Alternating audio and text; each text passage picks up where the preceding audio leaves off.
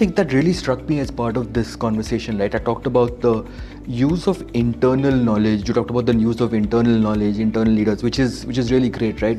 You have so much fantastic knowledge within the group. Find a way to sort of propagate that across the organization. So that's one. The other is, this balance that you've talked about around what gets driven centrally versus what gets driven through individual operating companies, right? So, and obviously you've managed that balance really well.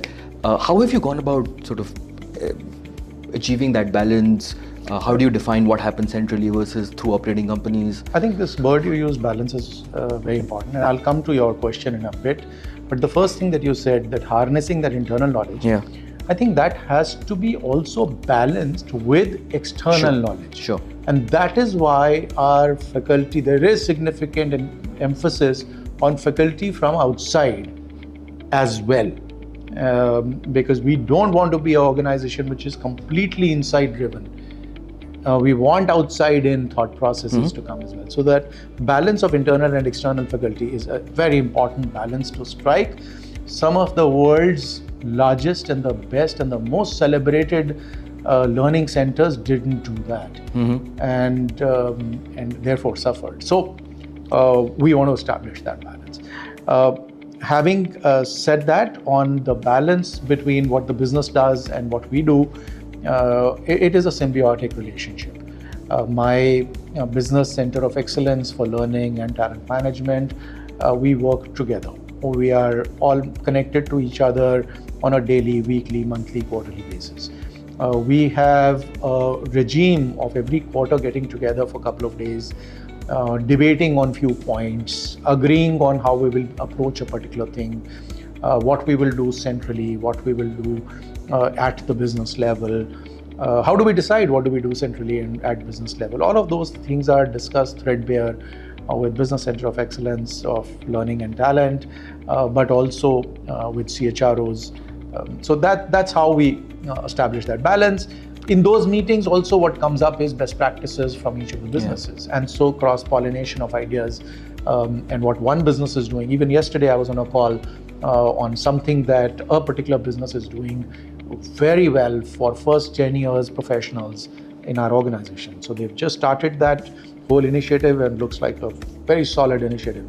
So with a 6-week lag, we're going to open it up for rest of the group as well. So as this business kind of pilots it, with 6-week lag, we will keep learning and implementing that whole process for the rest of the group as well. So, it's a symbiotic relationship. Very agile. So, you alluded to this a little bit, but for example, you talked about the use of technology. You talked about continuous feedback loops with learners, right? But anything else that you can talk to us about in terms of how you've maintained learner engagement over the course of your programs? So over the past decade, we have changed this paradigm significantly. From event-based piece, we have moved to at least 6 months of post-program sustenance, as we call it. That sustenance can take many forms. That sustenance can be reflection sheets that people share with us to say when they went back to work, what reflections they had. They can share experiments. There are digital walls that we create on which people can come and share their experiences of trying new things. Sometimes we create triads where the learners are responsible for and accountable towards each other's learning. And so they get together every, let's say, fortnight or month to share how's their journey of growth going. There can be additional material that we send over those 6 months from the learning management team. We can engage through mentoring and coaching as well over those 6 months, depending on the subject. Sure. If we are talking about personal leadership program, then coaching may be a great thing to do.